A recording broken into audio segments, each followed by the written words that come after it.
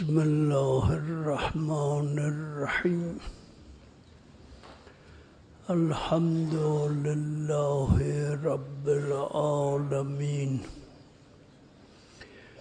وصلى الله على سيدنا محمد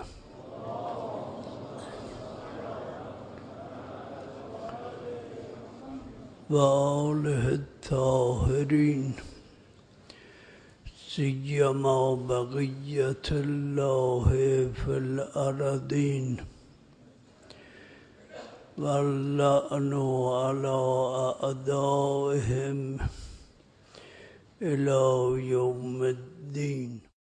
Rəhimli və rəhman olan Allahın adıyla,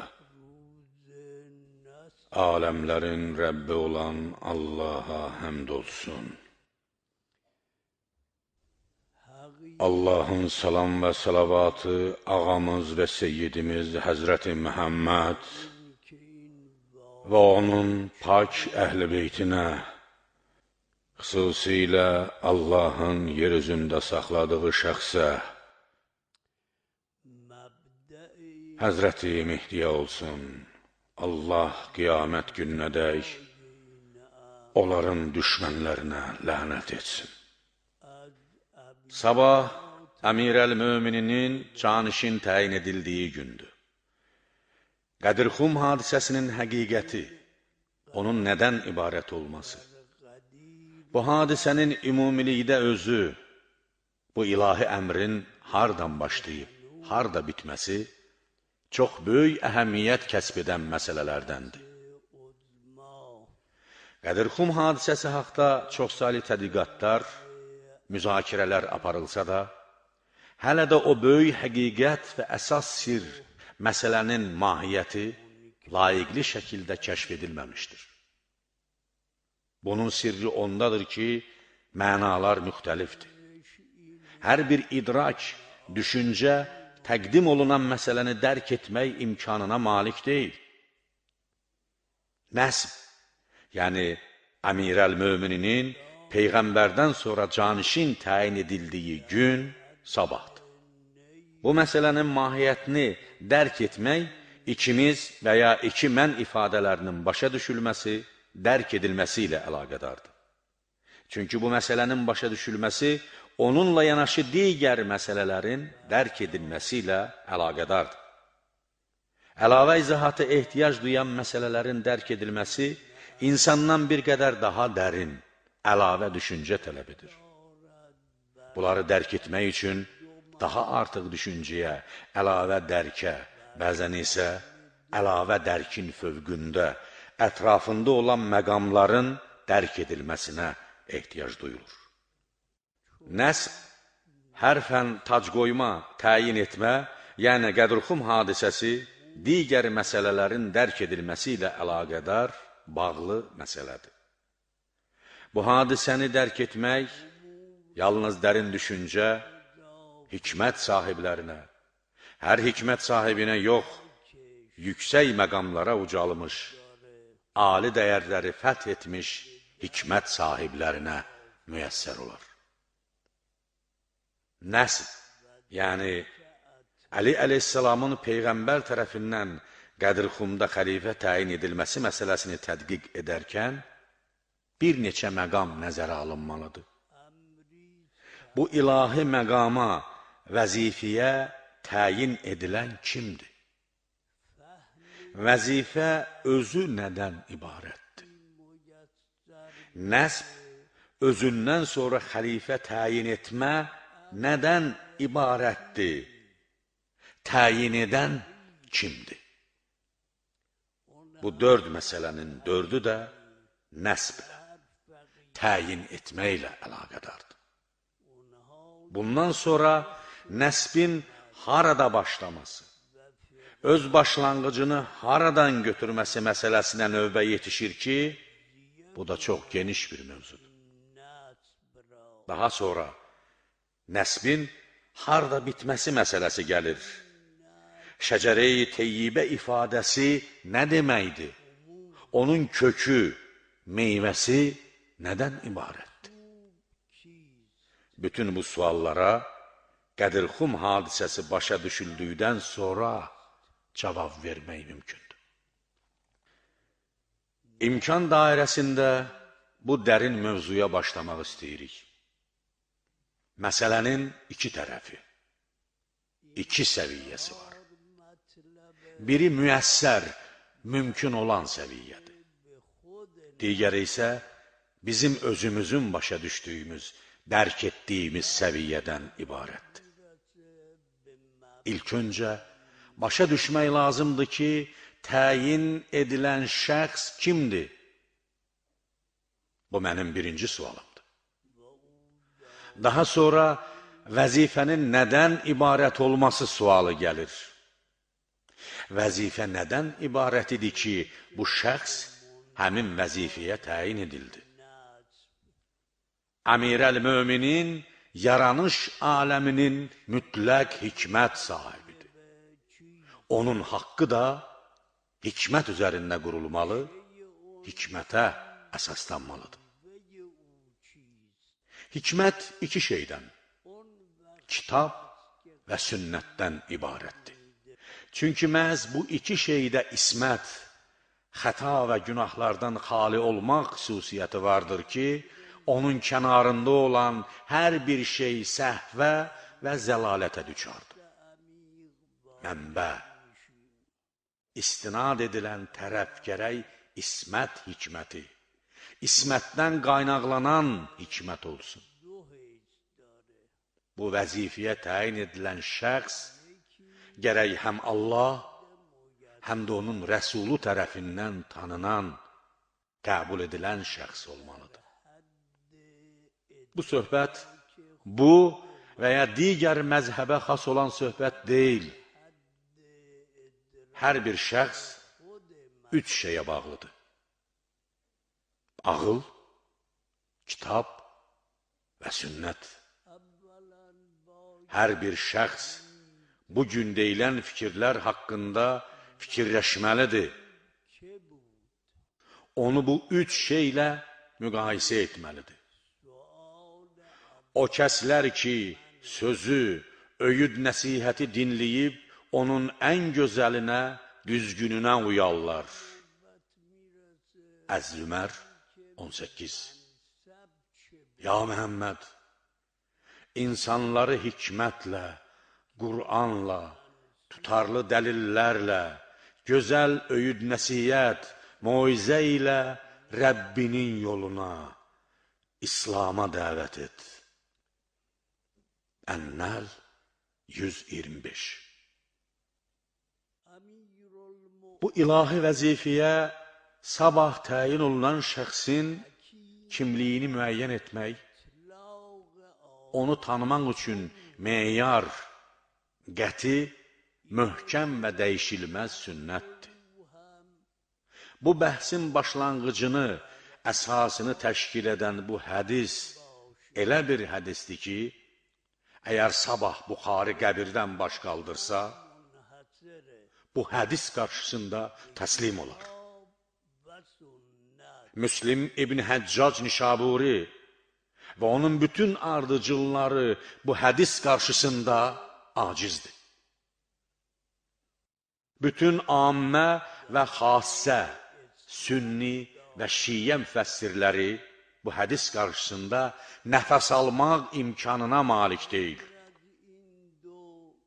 Bu dərəcədə qüdrətli, səhih, yəni düzgün silsiləyə malik olan həmin hədisi ən böyük mühəddislər, ammədən Buxari 3 fəsildə, xassədən Şeyx Mufid, ammədən Fəxri Razi, Hakim Nişaburi, xassədən Şeyx Tusi, Şeyx Səduq nəql etmişdir. Sabah Peyğəmbərdən sonra canişin təyin edilən şəxsin kimliyini başa düşmək üçün ilk öncə bu hədisi başa düşmək lazımdır. İlk öncə bu hədisi başa düşmək lazımdır ki, dünyada, yer üzərində fasilə, məsafə, ara sözünün mənası tam aydın olsun. Hədis budur. Əvvəlcə qeyd etməliyəm ki, ən görkəmli ammə, sünni mühəddisləri, ən böyük müfəssir və tarixçiləri bu hədisin mətninin düzgün olması fikri ilə həmrəydir. Hədis budur. Peyğəmbər salavatullah Əli əleyhissalama buyurdu: Ya Əli, sən məndən, mən də səndənəm. Bu iki cümlədir. Ancaq əslində bir dəryadır. Sən məndənsən, mən səndənəm. Mən nə deməkdir? Əvvəlcə bunu başa düşmək lazımdır. Sən nə deməkdir? Daha sonra hədisdə işarə edilən o mən nə deməkdir? O sən nədən ibarətdir? Əvvəla mən bu əbanın içərisində olan deyiləm. Mən bu başına, əlinə işarə edərək, mən bu deyiləm. 100 ədəd mən, o mən deyil. Bu mənim başımdır. Mən deyiləm. Bu mənim əlimdir. Mən deyiləm. Bu mənim gözümdür. Mən deyiləm. Bu mənim qəlbimdir. Mən deyiləm. Bu mənim beynimdir. Mən deyiləm. Bəs o mən nədir? O, illiyyət, alilik, üstünlük nədir? Həmçinin, sən də bunun kimidir. Burada oturan sən deyilsən. Bu sənin bədənindir, sən deyilsən. Təyin edən, təyin olunan tərəf deyil. O illiyyət, o həqiqət, insan yaranışının əsas cövhəridir. O heç vaxt dəyişməz. Bu bədəndir. Günlərin bir günü kiçik, başqa bir gün böyükdür. Bədən üzvləri dəyişkəndir. Lakin o mən elə bir məndir ki, əvvəldən axıradək qalır, mövcuddur. Bütün əşyalar, bədən üzvləri dəyişir, təsirə məruz qalır. Lakin o mən elə bir məndir ki, 30 il əvvəl də mən idim və elə deyirdim, indi də həmin məndir ki, belə deyir. Sabah da bu bədən torpaq altında parçalanacaq. Lakin o mən elə bir məndir ki, heç vaxt parçalanmaz. Mən və sən sözünün həqiqəti müxtəlif mərhələlərə malikdir. Hər kəsin illiyyəti, üstünlüyü yarandığı şeydən, mayasından, cövhərindən asılıdır. Bu maya ağlı, elmi və əxlaqı təkamül cövhəri ilə culğalaşdıqda, birləşdikdə, elmi və yüksək əxlaqi dəyərlər üzərində inkişaf edən o məndir. Onun sıçrayışı, yaranışı elmdir. Elm. Onun qidası hikmətdir. İlliyyətin, üstünlüyün həqiqəti insanlarda bu şəkildə bir-birindən fərqlənir. Daha sonra elmi kəmalata çatdıqda nəzəri cəhətdən kamil, əməli cəhətdən tamam olduqda, nəfsani istəklərdən təmizləndikdə baqi, qalan vücudla irtibata keçməyə layiq olur. Belə olmadıqda, hamı Allahın mülkü altındadır. Yəni, hamı eynidir, biri digərindən üstün deyil. Bəşəriyyət içərisindən seçilmişlər təbəqəsi bu zaman qeyblə şühud, qeyb aləmi ilə, müşahidə olunmayan aləmlə müşahidə olunan aləmin sərhəddinə, mülklə mələkutun, Allahın, yəni məxluqatla xaliqin sərhəddinə çatır. İnsan bura çatdıqda artıq nübüvvətə çatır. Peyğəmbərlik əldə edir. O mən elmi və əməli kəmalata çatdıqdan, nəfsani pisliklərdən təmizləndikdən sonra vücudun Allahın nuru ilə əlaqə yaratmaq ləyaqəti qazanır ki, bu da vəh və peyğəmbərlik məqamıdır. Sonra insan bu mərtəbədən də, bu məqamdan da nə qədər irəli getməlidir və bu illiyyət, bu üstünlük nə qədər təkmilləşməlidir ki, nəyisə almaq mərhələsini keçərək, onu vermək mərhələsinə çatsın. Yəni, feyz almaq mərhələsini adlayaraq, feyz vermək mərhələsinə yetişsin. Bu mərhələyə çatmaq artıq Rəsul Peyğəmbər olmaq deməkdir. Bu illiyyət həmin mərhələlərdən sonra elmi, əməli, nübüvvət və risalət kəmalatını keçərək, daha sonra elə bir məqama yetişir ki, kitabı, Allahın kitabını təhvil almaq imkanına malik olur. Bu kitab da kitabların ən başlıcası, ən əsası olan kitabdır. Daha sonra bir qədər də tərəqqi edərək, ucalaraq, deyilməsi mümkün olmayan bir məqama yetişir. Və bu məqamda artıq bu əzm, burada risalət, Allahdan başqa bütün məqamları keçərək ulul əzmə çevrilir.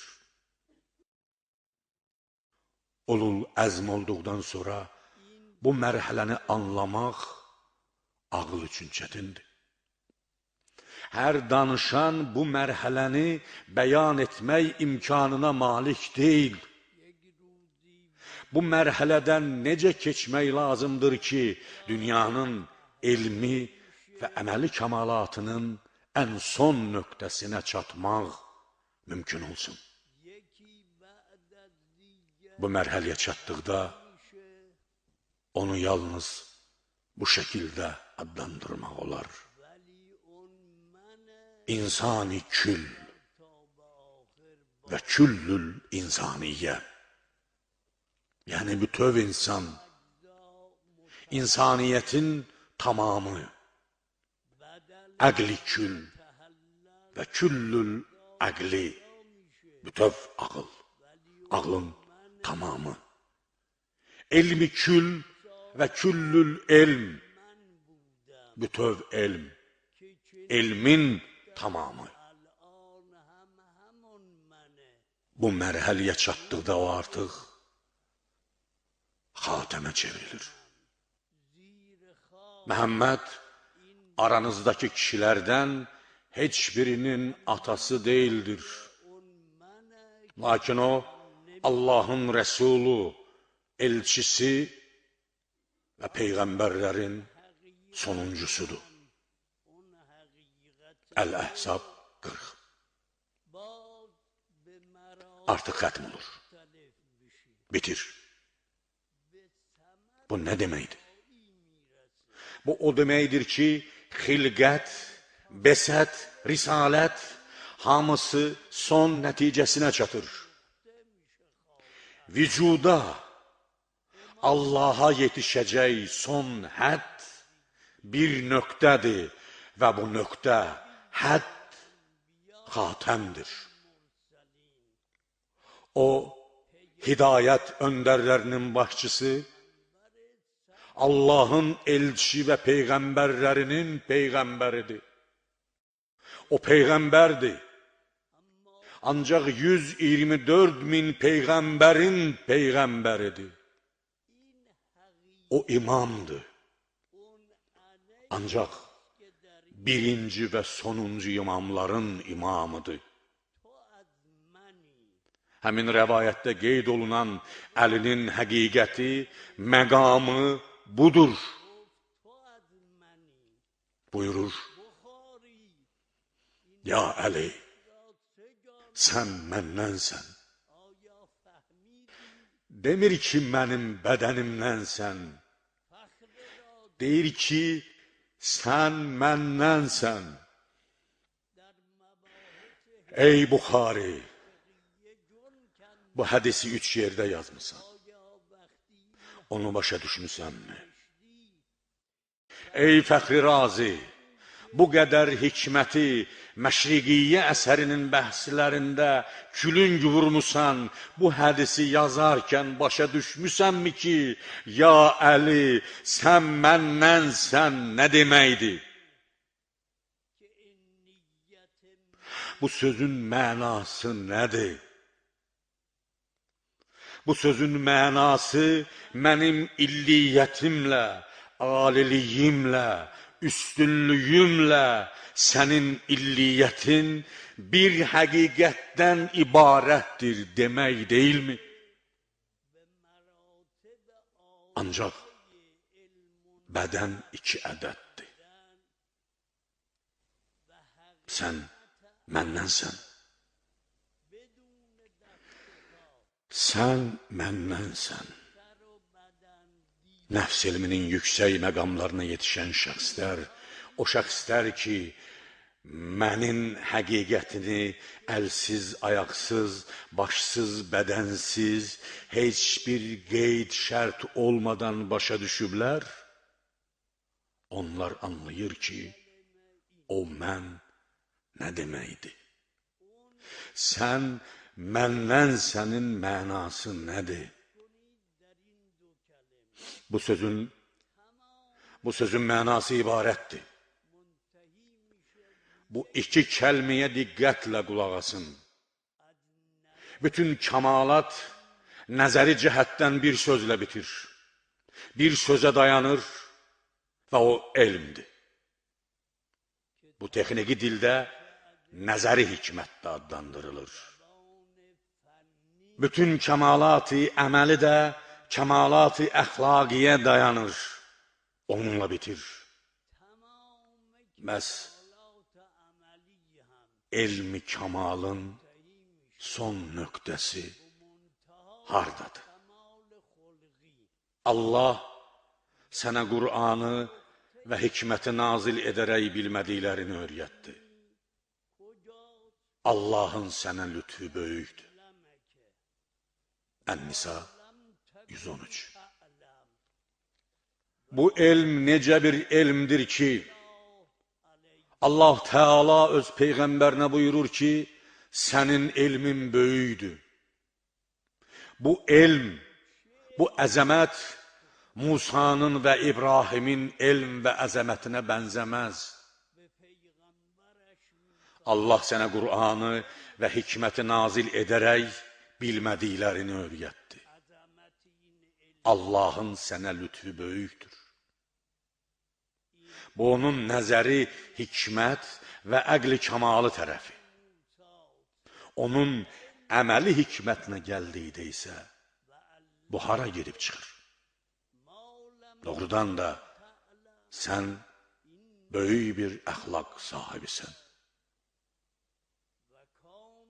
Nun 4. Bu da onun əməli tərəfi. Deməli, Əli bu nəzəri elmin bir hissəsidir. Bu, əməli əxlaqın bir parçasıdır.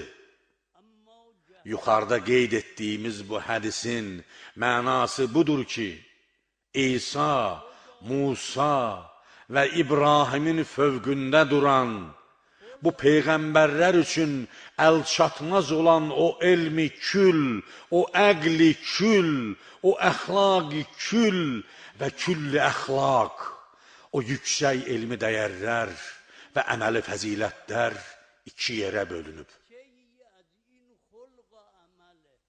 Bir hissəsi Məhəmməddən, digər hissəsi isə